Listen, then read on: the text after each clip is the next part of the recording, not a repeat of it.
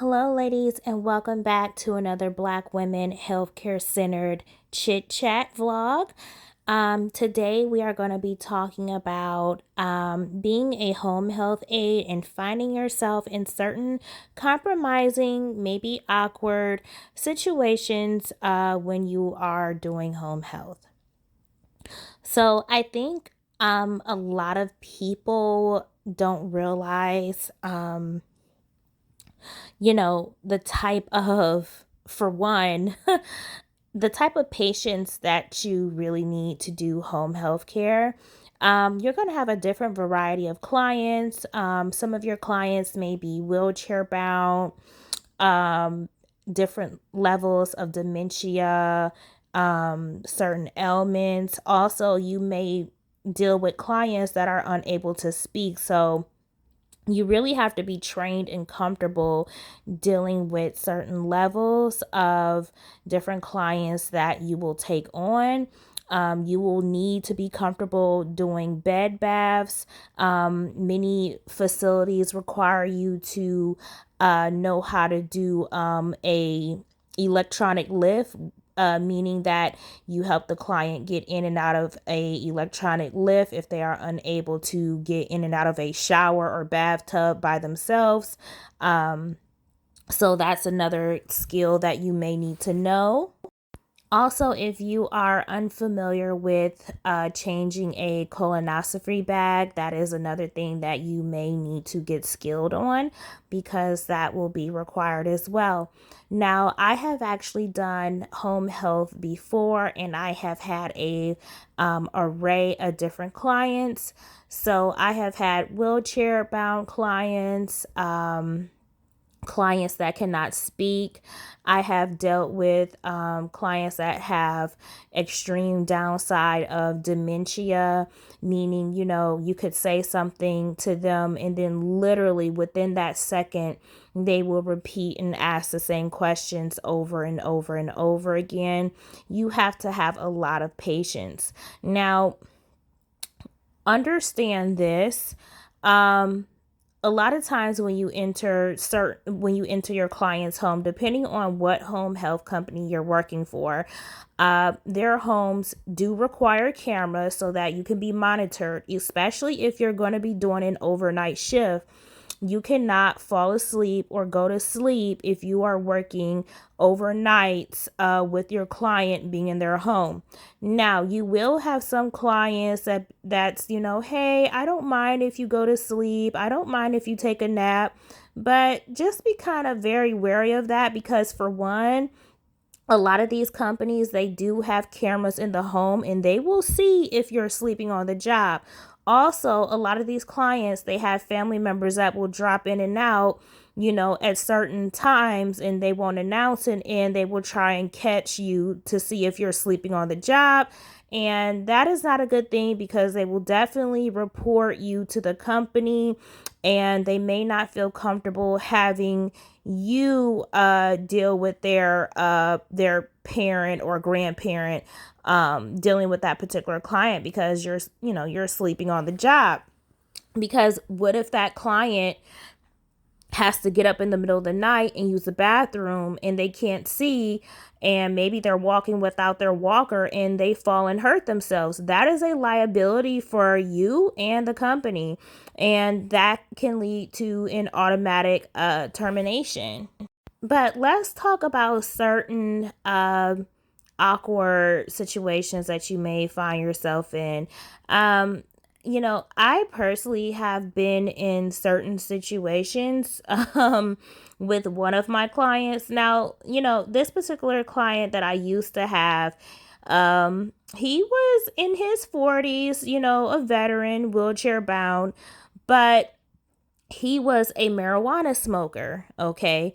And, I was actually told before I took on that particular assignment with him that he was taking medical marijuana, and I explained to them like, hey, I I have a heart condition and I'm very sensitive to any type of smoking, cigarette smoking, marijuana smoking. I just can't be around it. So I'm not comfortable being around clients who do have to smoke. And, they let me know and say, hey, well, that's fine. We'll just let him know that, he can do his recreational use after or before you leave. So with that being said, I said, okay, I'll agree, if he's not going to do it in front of me, that's fine. Now, mind you, when I got there, he was high as a kite. I mean, high as a kite. And I was hesitant about saying anything at first because I said, okay, well, at least he didn't do it in front of me, which is fine. So I'm just going to continue on, with whatever I need to do with him and whatever needs to be done around the house. Okay. Um, and another time, he actually proceeded to you know, do his recreational use in front of me. And this is what I'm talking about. You may find yourself in compromising situations when you enter into different clients' homes. So you really have to understand how to handle that and, how to approach certain situations. So with something like this, if you have a client who is using marijuana for recreational uses, maybe you have a client who is a little bit too touchy feely, and it can lead to maybe being on the border of sexual harassment, or excuse me, you may have a client who is elderly, and they're from a different time, so they may say certain things to you that can be taken as a racial insult.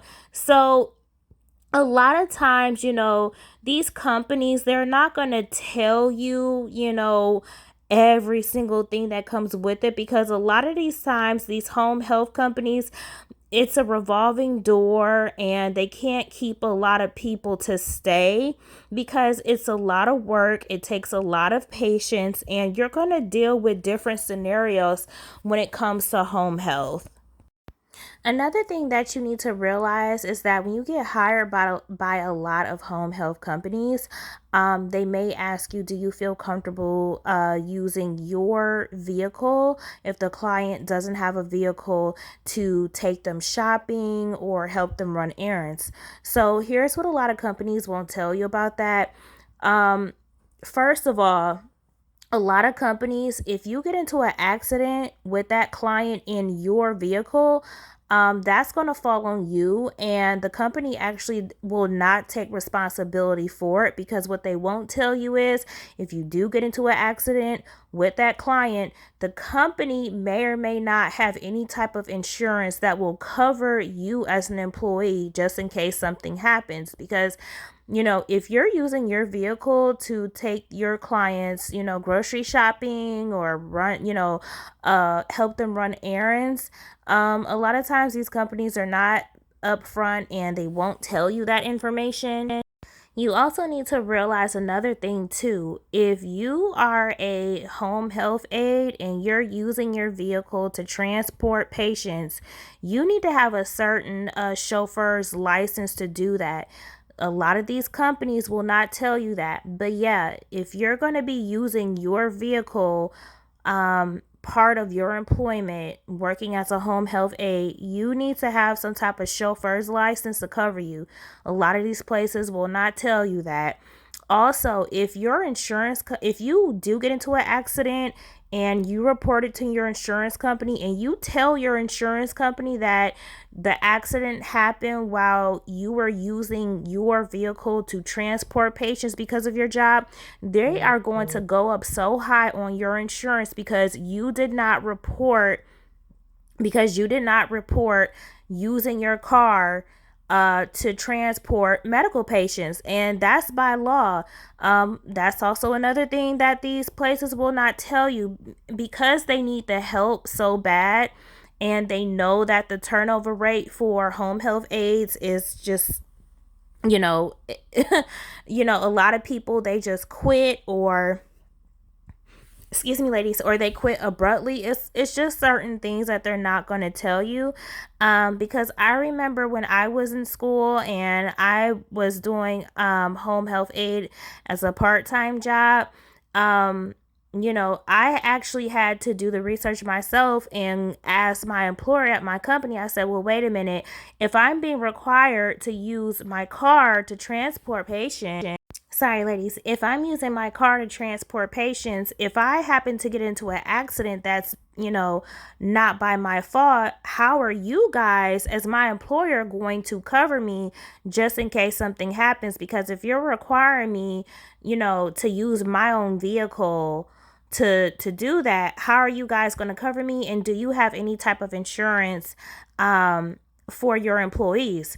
So it literally took them about 3 days to email me back or give me a call back, because by them even taking that long to answer, you can pretty much tell that you know, they were probably scrambling around trying to find an answer. So the first time my employer actually called me back, she said, well, no, we actually don't have any insurance for our employees. You would have to go under your insurance. I said, well, how is that possible?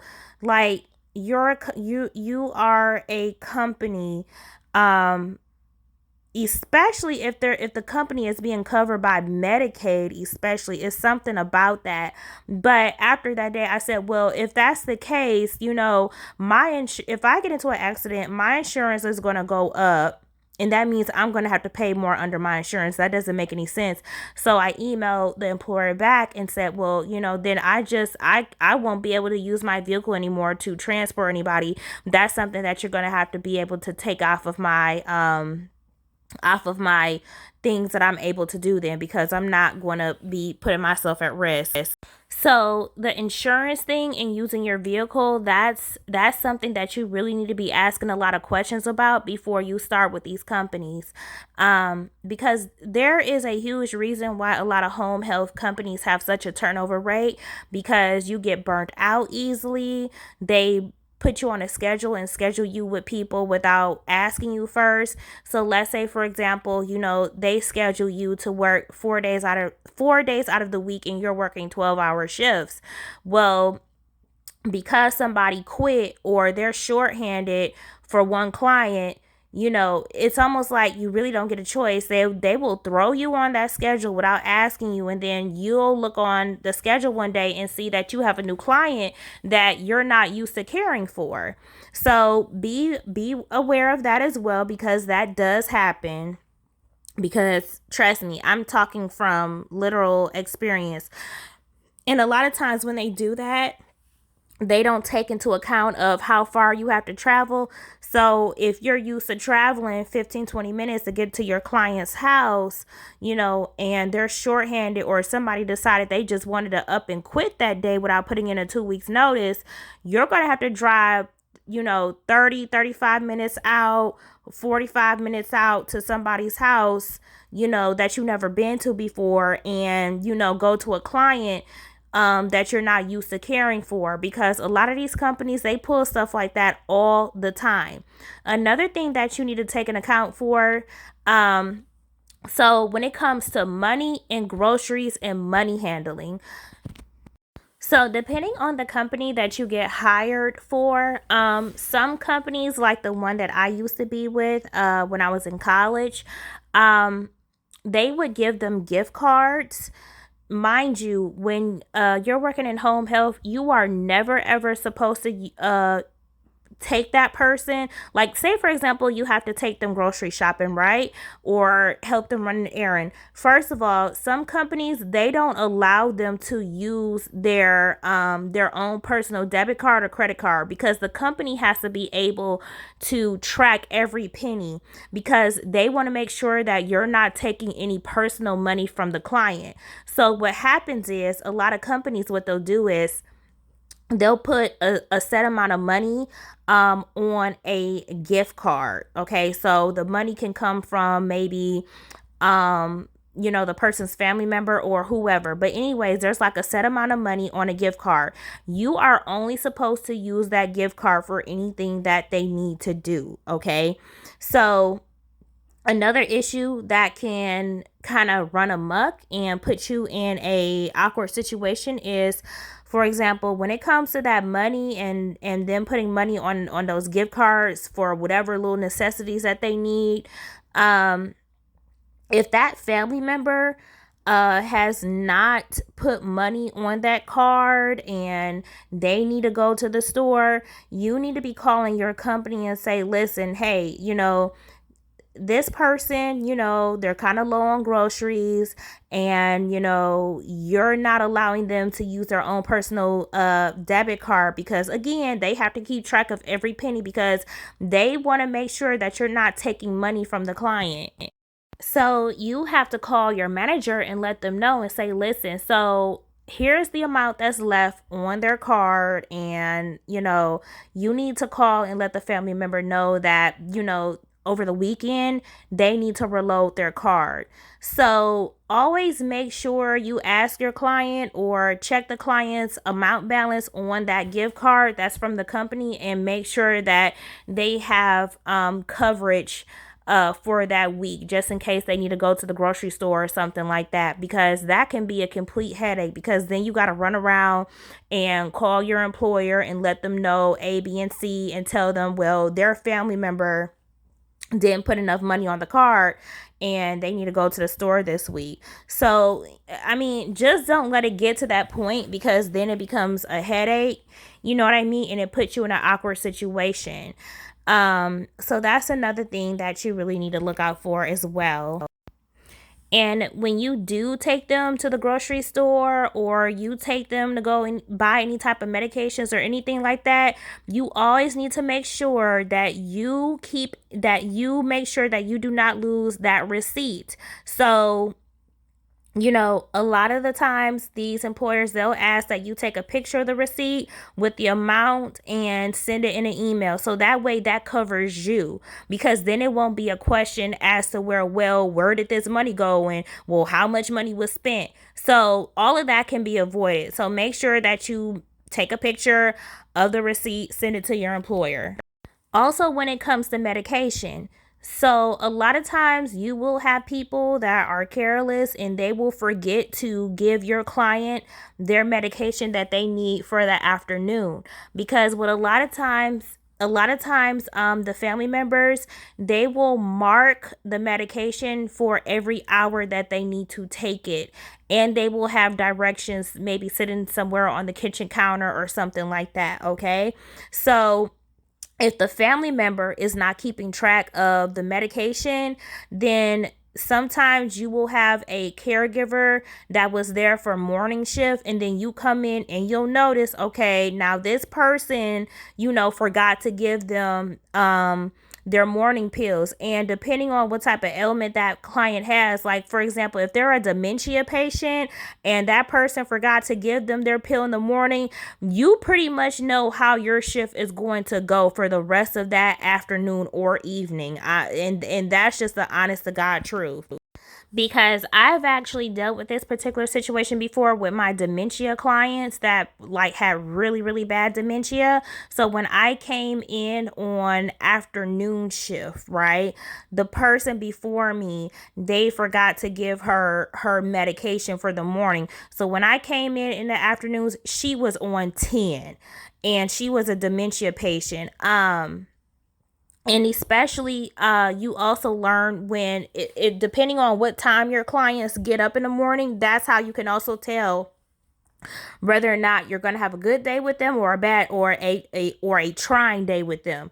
So this particular client, she had dementia, okay, and on top of that, she woke up late, which means I'm sorry, she woke up a little bit earlier than what she used to. So the day was about to be on 10, okay? So that whole entire day, it was just really playing catch up with her mood to try and keep her at ease, and keep her calmed down for the rest of my 12-hour shift that entire time.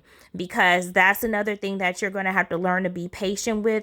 If that person before you, forgot to give them their medication, especially if they have dementia, you have to understand those medications stabilize their mood. So if she already missed the morning medication, don't think that your day is going to be easy breezy. So those are just a few things that I can give you from my own personal experience doing home health. And again, you're gonna come into different situations with different clients. You have clients who may smoke. You have clients who do marijuana, maybe for whatever needs that they have. If you are not comfortable with being around a client that smokes, you really need to talk to your employer about that. And I'm just going to give you the realistic truth. Now, my situation, for example, I made it known to my employer that I have a heart condition and I really can't be around any smoke. But because a lot of companies are so short staffed and you have people quitting left and right because it takes a toll on them mentally, and, being in home health is not a joke. Well, unfortunately, listen, sometimes your employer, they are not always going to put your needs first because they have to fulfill the needs of these clients. So, I had to find a way to talk to my client and make a deal with him and say, hey, listen, I understand, around this time you feel the urge to smoke, but, I'm here for you, so I need you to be here for me. I have a condition, and just kind of be mindful of my condition. And, if you have to go into a separate room and do that. So honestly, it's really going to be up to you on how you handle certain situations when you're working in home health. And, you're really going to have to learn to work with people and work with your different clientele when you do home health. So ladies, I hope this was a real eye opener for you if you're thinking about going into home health, or, if you're thinking about doing this temporarily so that you can maybe enter into nursing or go on to something further. But I try to be as transparent as I can with these videos. So I really hope that this video helps you ladies. And if you have any questions or comments, please leave it in the comment section below. And thank you for listening. Bye.